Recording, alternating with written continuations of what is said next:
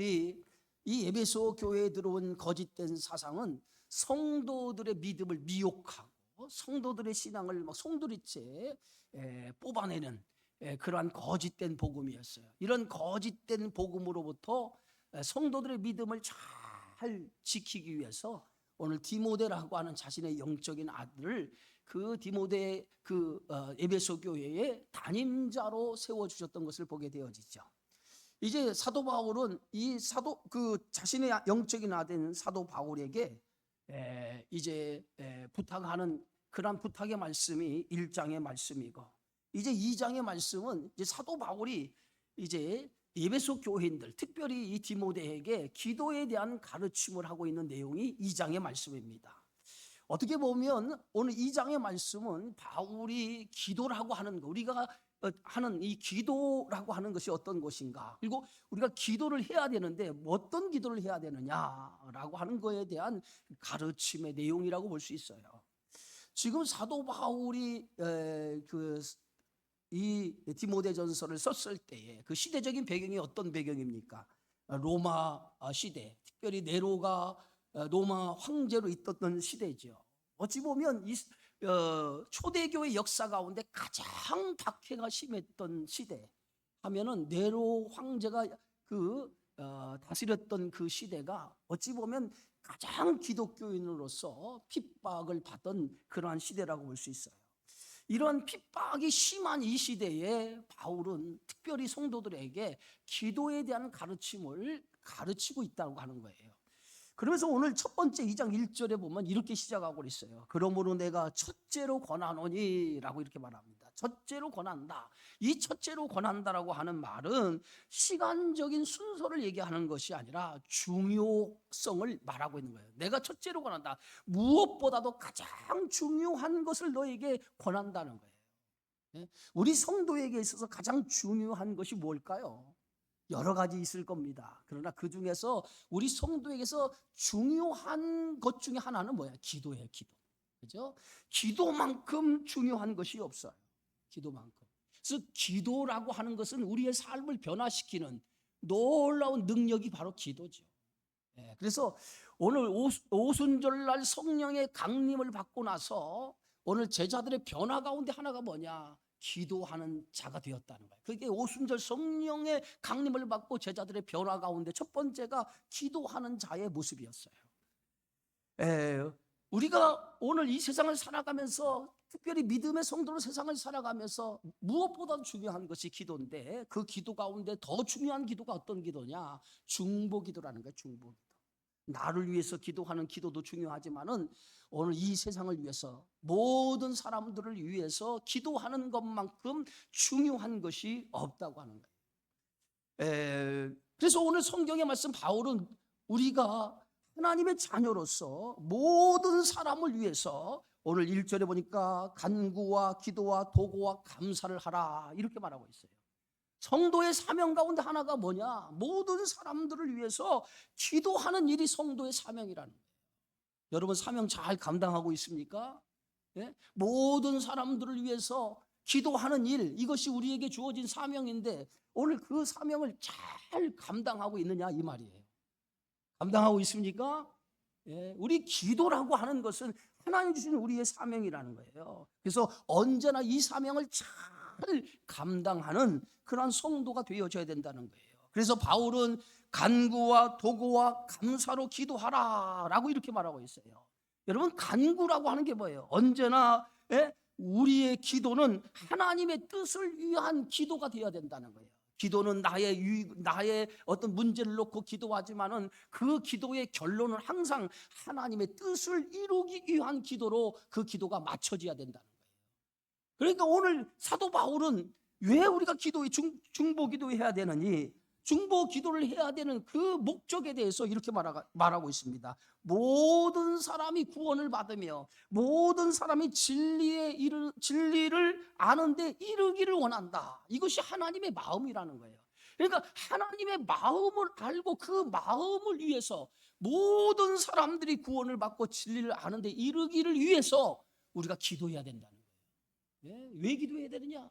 모든 사람들이 구원받기 위해서, 진리를 알기 위해서 그들을 위해서 기도해야 된다는 거예요. 그래서 우리는 나의 어떤 문제를 놓고 하나님 앞에 기도하지만은 그 기도의 끝은 뭐예요? 하나님의 뜻을 위한 기도가 되어야 된다라고 말합니다. 두 번째, 도고와 그랬어요. 도고라고 하는 프로시케라고 하는 말인데, 왕께 탄원하는 담대함의 기도를 날마다 드려야 된다는 거예요. 여러분, 대표적인 기도의 모본이 어디 있습니까? 누가복음 18장에 있는 말씀이에요. 예? 과부와 재판장의 기도에, 그 과부의 재판장의 기도. 과부가 억울한 일을 당하고 있어요. 그러나 가난하기 때문에 그 재판장이 그 과부의 청원을 무시하게 되어지죠. 그때 이 과부는 자신을 무시하는 재판장에게 매일같이 찾아가서 자기의 억울함을 호소하게 되어지죠. 나중에 이 재판장은 과부가 날마다 찾아가서 자기의 억울함을 호소하니까 이 재판장은 그 과부의 자기를 향해서 계속해서 괴롭히는 그것 때문에 할 수 없어. 그 과부의 억울한 것을 내가 들어줄 수밖에 없다라고 하는, 그것이 오늘 과부와 재판장의 그러한 내용이에요. 어찌 보면 우리가 하나님 앞에 끊임없이 간구하고 끊임없이 기도하면 언젠가 하나님께서는 우리의 기도를 들어주시는 줄 믿습니다. 그래서 기도하는 성도의 신앙의 자세 가운데 하나가 히브리서 11장 6절에 있는 말씀이에요. 그 말씀을 가지고 우리가 하나님 앞에 기도해야 됩니다. 그러면 히브리서 11장 6절에 어떤 말씀입니까? 하나님께 나아가는 자는 반드시 그가 계신 것과 그가 자기를 찾는 자들에게 상 주시는 이심을 믿어야 할지니라. 그러니까 하나님께 기도하는 성도는 반드시 하나님이 우리의 기도를 들으신다라고 하는 그 믿음을 가지고 하나님 앞에 기도해야 된다는 거예요. 그리고 하나님 앞에 기도하는 자는 반드시 그 기도를 들어주시는 것뿐만 아니라 하나님께서 상 주실 것을 믿고 그 믿음으로 간구해야 된다라고 우리에게 가르치고 있습니다. 그래서 성도의 사명은 어디에 있습니까? 성도의 사명은 모든 사람들을 위한 중보 기도에 있다는 거예요. 그것을 오늘 사도 바울은 우리에게 가르치고 있어요. 여러분, 창세기 18장에 보면 대표적인 그런 중보 기도가 하나 나오죠. 바로 아브라함이 오늘 조카 롯을 위해서 기도하는 그러한 기도입니다. 여러분, 아브라함의 조카 롯이 살고 있는 땅이 어느 땅입니까? 소돔과 고모라라고 하는 땅이에요. 죄악의 도시입니다. 성적으로 아주 문란한 그러한 도시였어요. 그런데 그 성적으로 문란한 도시를 하나님께서 그 소돔과 고모라를 심판하시겠다라고 오늘 아브라함에게 천사를 통해서 알려줘요. 그때 소돔과 고모라의 멸망에 대한, 심판에 대한 소식을 오늘 아브라함이 전해 듣고 그때부터 하나님 앞에 오늘 소돔 고모라를 위해서 중보기도하는 것을 보게 되어지죠. 아브라함의 중보기도는 아주 끈질긴 기도였습니다. 처음에 하나님 앞에 의인 50명이 있어도 그 소돔과 고모라 성을 멸망하시렵니까? 의인 50명이 있는데 소돔과 고모라를 멸망하시렵니까? 라고 시작을 하죠. 그러면서 점점 아브라함의 기도는 끈질기게 뭐예요? 의인 10사람이 있어도 그 소돔과 고모라 성을 멸망하시렵니까? 결국은 아브라함의 기도를 보면 소돔과 고모라 이 성을 멸망하지 않기를 간절히, 하나님의 심판으로 그 성이 멸망되지 않기를 위해서 간절히 기도하는 걸 볼 수 있어요. 아브라함의 기도는 어떤 기도입니까? 소돔과 고모라 성에 살고 있는 영혼들을 사랑하는 마음이에요. 그 사랑하는 마음으로 그 한 영혼이라도 구원받기 위해서 하나님 앞에 간구하는 그 간절한 모습을 볼 수가 있어요. 이것이 바로 오늘 우리 성도가 기도해야 될 이유 중에 하나예요. 멸망받는 사람, 수많은 영혼들, 그 영혼들을 위해서 우리가 기도하는 이유가 뭐예요? 그들을 구원하기 위해서. 한 영혼도 땅에 떨어지지 않고 그 모든 영혼들이 다 구원받아 하나님의 백성이 되기 위해서, 그것을 위해서 우리가 기도해야 될 줄 믿습니다. 그 마음이 누구의 마음이에요? 오늘 아브라함의 마음이었다는. 아브라함 조카 롯을 구원하는 것도 있지만은 그 소돔과 고모라 성이 멸망하지 않고 하나님의 구원을 받기를 원하는 간절한 마음으로 기도했던 것처럼, 그것이 오늘 바울이 모든 사람을 위해서 기도하라고 하는 그 기도의 정신이 거기에 담겨져 있는 거예요. 그들이 모두가 다 그리스도를 알고 그리스도를 통해서 구원받기를 원하며 그들이 진리를 아는 데 이르기를 원한다는 것처럼 그런 마음으로 우리가 중보 기도를 해야 된다는 거예요. 또 하나 오늘 중보기도 하면은 모세의 중보기도를 우리가 볼 수 있어요. 출애굽기 32장 11절 이후에 보면 모세가 오늘 이스라엘 백성을 향해서 중보기도하는 내용이 거기에 기록되어져 있어요. 이제 모세는 하나님으로부터 율법을 받기 위해서 시내 산으로 올라가죠. 그리고 산 아래는 백성들만 이제 남아 있어요. 백성들이 산 아래 남아 있다가 그들이 아론에게 이렇게 말합니다. 우리를 애굽에서 인도하여 낸 신을 보여달라라고 요구를 해요. 애굽에서 인도하여 낸 신을 보여달라는 거예요. 그래서 아론은 하도 백성들이 애굽에서 인도하여 낸 신을 보여달라고 하니까 백성들에게 금부치를 다 거두어서 그것을 가지고 금송아지 형상을 만듭니다. 그 금송아지 형상을 만들어 놓고 오늘 백성들에게 이렇게 얘기합니다. 이 금송아지가 너희를 애굽에서 인도하여 낸 신이라 라고 하면서 금송아지를 가지고 그 금송아지를 애굽에서 인도하여 낸 신이라고 그들에게 말씀을 합니다. 그랬더니 이스라엘 백성들이 그 금송아지 앞에 절을 하고 그리고 그 금송아지 앞에 저들이 춤을 추고 그 금송아지 앞에 금송아지를 섬기는 것을 보게 되어지죠. 이런 상황이 땅 아래 벌어지고 있을 때 하나님께서 산 위에 모세와 대면하고 있을 때 하나님께서 모세에게 이렇게 말씀합니다. 산 아래로 내려가라. 지금 백성들이 부패하여 송아지를 부어 만들어서 그것을 예배하고 제물을 드리고 애굽으로 인도하여 낸 신이라고 한다라고 하면서 너는 속히 내려가라고 오늘 모세에게 명령을 하죠. 그래서 모세가 하나님이 주신 율법의 두 계명 10개의 두 돌비를 가지고 산 아래로 내려오니까 지금 산 아래에서 어떤 일이 벌어지고 있어요. 금송아지를 만들어 놓고 금송아지 앞에 절을 하고 춤을 추고 그 앞에 제사를 드리는 이스라엘 백성들의 모습을 보게 되어진 거예요. 그 순간에 모세가 자신이 가지고 있던 두 돌비, 하나님으로부터 받은 두 돌비를 땅에 내려치게 되어지죠. 하나님께서 오늘 이스라엘 백성들의 모습을 보고 오늘 모세에게 뭐라고 말씀하십니까? 오늘 성경은 이렇게 말합니다. 하나님이 진노하여 이스라엘 백성을 진멸하겠다라고 이렇게 말합니다. 그때 모세가 하나님 앞에 엎드려 구하죠. 하나님 주의 노를 그치시옵소서. 아브라함과 맺은 언약을 기억하옵소서. 그리고 하나님 뜻을 돌이키사 주의 백성에게 화를 내지 마시고 그들을 구원해 주옵소서. 이스라엘 백성들의 그러한 타락한 모습, 그 금송아지를 만들고 절하며 그것을 섬기는 이스라엘 백성들의 모습을 보고 하나님이 진노하니까, 그리고 그 진노를 통해서 이스라엘 백성을 하나님께서 멸하시려고 하니까 모세가 엎드려 하나님 앞에 하나님의 노를 거둬달라고, 그들을 진멸하지 말아달라고 하나님 앞에 간절하게 기도했던 것을 보게 되어지죠. 이것이 모세의 중보기 되었어요. 하나님은 그 모세의 그 간절히 이스라엘 백성을 멸망하지 말라고 하는, 말아달라고 하는 그 기도를 들으시고 이스라엘 백성을 다 멸하지 않으셨다는 거예요. 오늘 바울은 지금 우리에게 가르치는 그 기도가 바로 그거예요. 모든 사람을, 오늘 성경 말씀 1절에 보니까 모든 사람을 위해서 기도와 간구, 도구와 감사를 해라. 우리의 사명은 여기 있다는 거예요. 모든 사람을 위해서 기도하라는 거예요. 저와 여러분의 사명 가운데 오늘 중보기도, 모든 사람을 위해서 기도하는 것이 저와 여러분의 사명인 것을 믿으시기를 주의 이름으로 축원합니다.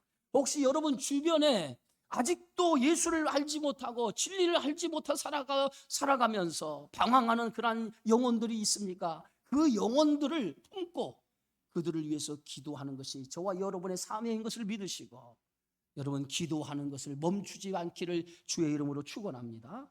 두 번째는 오늘 2절이에요. 우리 다 같이 한번 읽어봅시다. 임금들과 높은 주위에 있는 모든 사람을 위하여 하라. 이는 우리가 모든 경건과 단정함으로 고요하고 평안한 생활을 하려 함이라. 두 번째, 바울은 모든 사람을 위해서 기도하고 특별히 우리 성도가 기도해야 될 것 가운데 하나가 뭐냐? 임금들과 유정자들을 위해서 기도할 것을 당부하고 있어요. 임금들, 세상의 왕들과 유정자들을 위해서 기도하라는 거예요. 왜 오늘 임금들과 유정자들을 위해서 기도해야 되느냐? 오늘 바울은 이렇게 밝히고 있습니다. 모든 경건과 단정한 고요하고 평안한 생활을 하려 함이라. 다시 얘기해서 유정자를 위해서 기도하는 이유는 평안한 생활을 하기 위해서 기도하라는 거예요. 여러분, 한 지도자, 그 지도자가 얼마나 중요한지 모릅니다. 지금 보세요. 세계 곳곳에 전쟁이 일어나는 곳이 많이 있잖아요. 그 중에 대표적인 그 전쟁 지역이 어디입니까? 중동도 있지만 러시아와 우크라이나 전쟁이 지금 발발하고 있어요. 그런데 그 전쟁은 어떤 전쟁입니까? 한 지도자가 지금 우크라이나라고 하는 그 땅을 점령하기 위해서 전쟁이 시작된 거 아니겠어요? 그 지도자, 한 지도자로 말미암아 수많은 젊은 사람들이 어디에 끌려갑니까? 전쟁에 끌려가서 무고하게 희생되어 있어요. 지금 통계에 보면 몇만 명의 젊은이가 전쟁에 나가서 고통을 당해서 죽었다라고 하는 그러한 보고가 있습니다. 여러분 한번 생각해 보세요. 지도자 한 사람으로 인해서 수많은 젊은이가 생명을 잃었다는 거죠. 그래서 오늘 우리가 특별히 기도해야 될 것은 이 지도자들을 위해서 기도해야 된다는 거예요. 나라와 민족을 위해서 기도하고 우리가 세운 지도자를 위해서 기도하는 것이 우리들의 사명인 줄 믿으시기를 바랍니다. 왜냐하면 지도자를 통해서 평안하고 안전한 생활을 이룰 수 있다는 그것이 오늘 성경의 말씀이에요. 그래서 우리는 늘 지도자, 우리가 세운 지도자를 위해서 기도하고 그래서 나라와 안정을 위해서 기도하는 것이 저와 여러분의 사명 가운데 하나라고 하는 것을 믿으시기를 바랍니다. 그래서 이 중보 기도라고 하는 것이 그만큼 중요하다는 거예요. 모든 사람이 구원을 받으며 진리를 아는 데 이르기 때문에 이것이 중보 기도가 갖는 가장 가치 있는 기도라고 오늘 사도 바울은 가르치고 있습니다. 그러면서 오늘 사도 바울은 우리의 중보자가 누구냐? 우리의 중보자는 바로 예수 그리스도라고 이렇게 말합니다. 오늘 성경 말씀 보니까 하나님은 모든 사람이 구원을 받으며 진리에 아는 데 이르기를 원하시느니라. 하나님은 한 분이시요 또 하나님과 사람 사이의 중보자도 한 분이시니 그 사람이신 그리스도 예수라. 예수님이 뭐예요? 우리의 중보자가 되신다는 거예요. 중보자. 우리의 허물과 죄를 대신 담당하신 것뿐만 아니라 우리를 위해서 지금도 기도하시는 분이 있는데 그게 누구세요? 바로 하나님이신 줄 믿습니다. 오늘 로마서 8장에 보면 어떤 말씀이 있습니까? 이와 같이 성령도 우리의 연약함을 도우시나니 우리는 마땅히 기도할 바를 알지 못하나 오직 성령은 말할 수 없는 탄식으로 우리를 위해 친히 간구하시느니라. 아멘.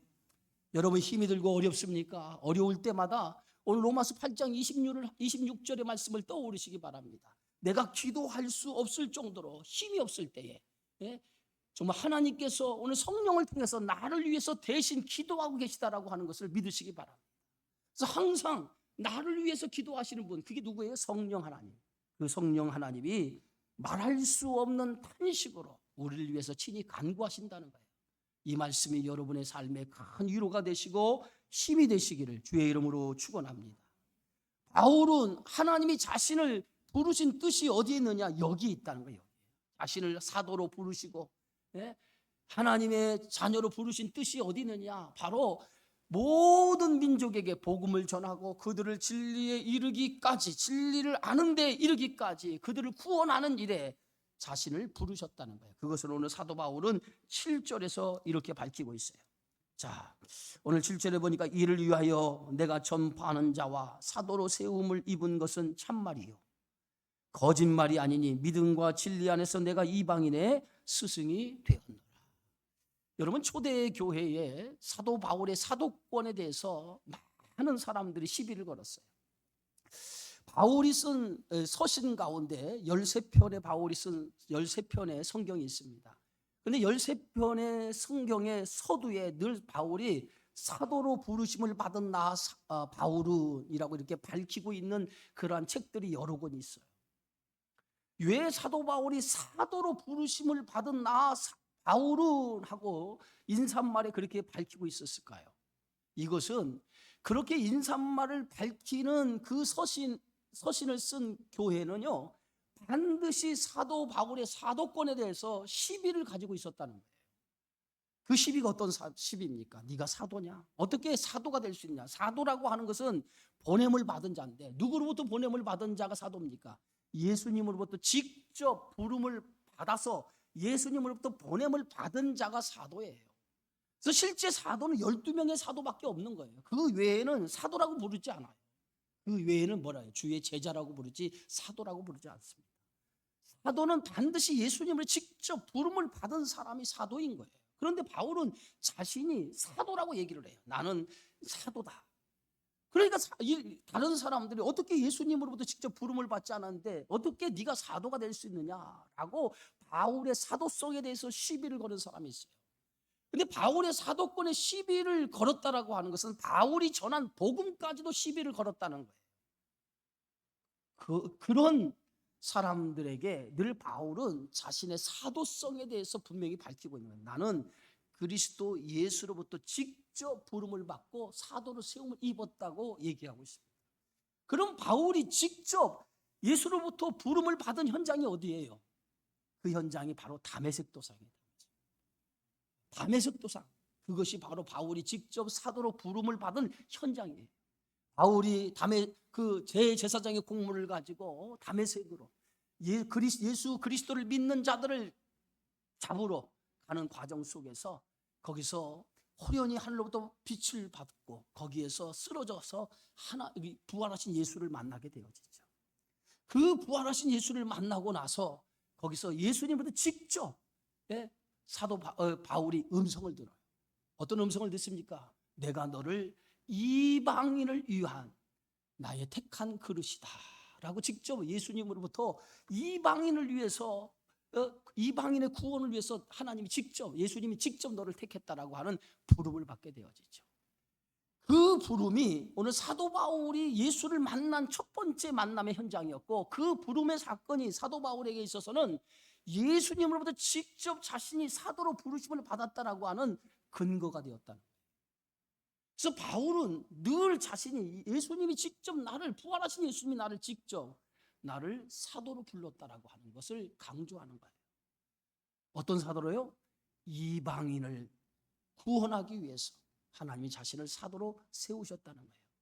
그래서 바울은 항상 자신이 이렇게 복음을 전하게 된 배경에 대해서 늘 설명을 하는 거예요. 그런데 초대교회 성도들 가운데는 사도 바울의 사도권의 시비를 걸고 끊임없이 바울이 전하는 복음까지도 흔들어대는 사람들이 있었다는 거예요. 그런 사람들에게 나는 그리스도의 복음을 전하는 사람입니다. 나를 부르신 것은 바로 이렇게 하나님이 나를 통해서 이방인에게 복음을 전하기 위해서 나를 부르셨다라고 하는 것을 직접 밝히고 있는 걸 보게 되어지죠. 그것이 오늘 7절이에요. 7절에도 이렇게 말하죠. 이를 위하여 내가 전파하는 자와 뭐로? 사도로 세움을 입은 것은 뭐예요? 참말이요. 참말이요. 거짓말이 아니니 믿음과 진리 안에서 내가 이방인의 스승이 되었노라. 결국은 내가 사도가 된 것은 거짓이 아니라는 거예요. 부활하신 예수가 다메섹 도상에서 나를 만나 직접 주님의 부르심을 받고 자신이 사도가 되었다는 거예요. 그리고 그 사도가 된 이유가 뭐예요? 내가 이방인의 스승이 되었다. 이방인에게 복음을 전하는 자로 하나님이 나를 불러주셨다는 거예요. 이것이 바울이 지금 자신의 사도성을 공경하는 자들에게 자신이 하나님의 부름을 받은 사도라고 하는 것을 직접 밝히면서 말씀하고 있는 걸 보게 되어지죠. 오늘 본문에서 보면 우리에게 몇 가지를 가르치고 있어요.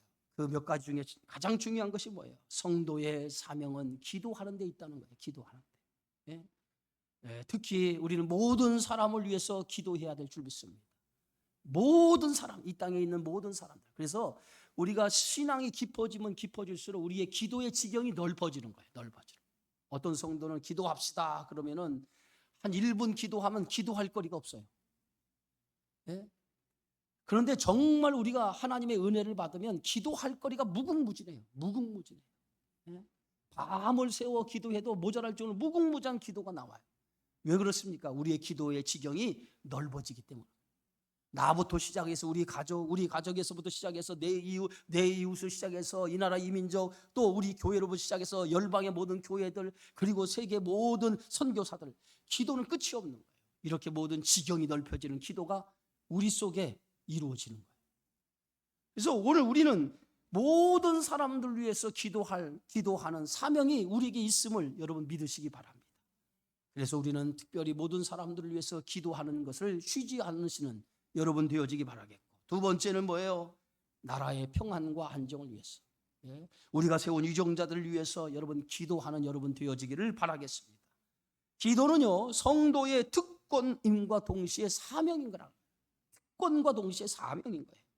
예? 오늘 사무엘의 고백을 아침에 들으셨어요. 예? 이스라엘 백성을 향해서 자신은 이제 사사로서의 직임을 내려놓지만은 자신에게는 아직도 두 가지 사명이 남아있다는 거예요. 그 두 가지 사명이 뭡니까? 하나는 제사장으로서 사명, 하나는 선지자로서 사명. 제사장으로서 사명이 뭐예요? 예? 하나님과 인간 사이의 중보자의 역할을 하는 것이 제사장의 사명이에요. 그래서 그 제사장의 사명을 자기는 끝까지 감당하겠다는 거예요. 그래서 사무엘은 백성들 앞에 이렇게 선포하죠. 나는 기도를 쉬는 죄, 예? 기도를 쉬는 죄를 나는 범하지 않겠다. 내가 제사장으로 있는 한 나의 생명을 하나님이 데리고 가시는 그날까지 나는 누굴 위해서 기도하겠다? 이스라엘 당시 백성들을 향해서 내가 하나님 앞에 중보 기도하는 자가 되겠다라고 선언하죠. 이처럼 오늘 사무엘의 고백처럼 우리는 기도를 쉬는 죄를 범해서는 안 돼요. 끊임없이 오늘 우리는 하나님 앞에 중보 기도를 통해서 모든 사람과 이 나라 이민족을 위해서, 유정자들을 위해서 기도하고, 그리고 또 아직도 진리를 알지 못하는 사람들, 그들을 위해서 기도하는 여러분 되어져야 될 줄 믿습니다. 그래서 우리는 본문의 말씀처럼 어떤 사람이 되어야 됩니까? 어떤 사람이 되어야 됩니까? 따라합시다. 하나님의 마음을 품는 성도가 되자. 하나님의 마음을 품고 살아가는 성도가 돼야 돼.